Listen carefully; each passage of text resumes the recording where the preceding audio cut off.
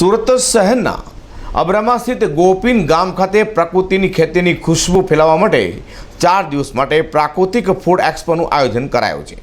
તારીખ 11 થી 14 એપ્રિલ દરમિયાન 4 દિવસ યોજાનારા પ્રાકૃતિક ફૂડ એક્સપોના ઉદ્ઘાટન પ્રસંગે યોજાયેલા પત્રકાર પરિષદમાં વધુ માહિતી આપવામાં આવી હતી। ઋતુ ચક્ર સાથે જીવનમાં સ્વાસ્થ્યને લઈને થયેલી ઉથલ પાથલને ઠીક કરવા માટે પ્રાકૃતિક ખેતી જ એક રામબાણ ઇલાજ છે। ગુજરાતનો ખેડૂત હવે ધીરે ધીરે આધુનિક તો બન્યો છે, પરંતુ સાથે સાથે પ્રાકૃતિક ખેતીનું મહત્વ પણ સમજતો થયો છે।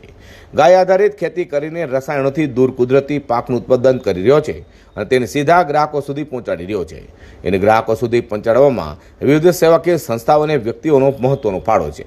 સુરતમાં પ્રાકૃતિક ખેતી કરતા ખેડૂતોને આવું જ એક પ્લેટફોર્મ પૂરું પાડવાના આશયથી સ્વાસ્થ્ય સર્વદા સંસ્થા દ્વારા 4 દિવસીય પ્રાકૃતિક ફૂડ એક્સપો 2023નું આયોજન થયું છે।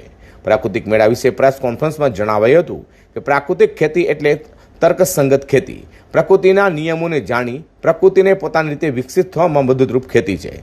ઝેરમુક્ત અને પ્રાકૃતિક તત્વોથી ભરપૂર એવી ખેતી કરવા ખેડૂતો માટે સુરતના મોટા વરાછા અબ્રામા રોડ સ્થિત ગોપીન ગામમાં તારીખ 11 થી 14 એપ્રિલના 4 દિવસ પ્રાકૃતિક ફૂડ એક્સપો 2023 યોજાશે।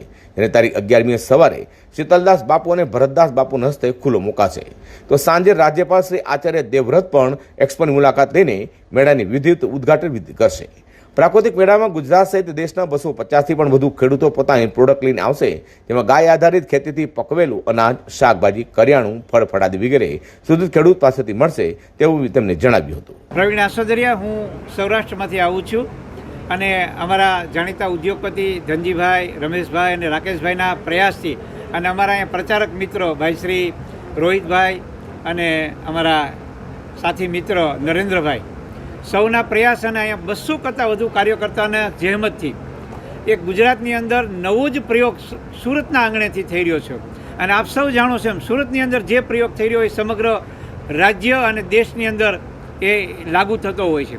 એવો જ એક અહીંયા પ્રયોગ પ્રાકૃતિક ખેતી કરતા ખેડૂતોને એના ખેત પેદાશને વેચાણ માટેનું પ્લેટફોર્મ આપવાનું કામ અને સુરતની જનતાને ઝેર મુક્ત, રસાયણ મુક્ત, રસોડામાં વપરાતી રાઈથી માંડીને ફળોના રાજા સુધી જે દરરોજ આપણા ખોરાકમાં આવે છે એ ઝેર મુક્ત અહીંયા ખરીદવાનું એક પ્લેટફોર્મ આપ્યું છે। આમ ટૂંકમાં કહીએ તો ખેડૂતથી ખાનારને જોડવાનું કામ ઉદ્યોગપતિઓ અને અમારા સાથી પ્રચારક મિત્રોએ સુરતના આંગણેથી શરૂઆત કરી છે।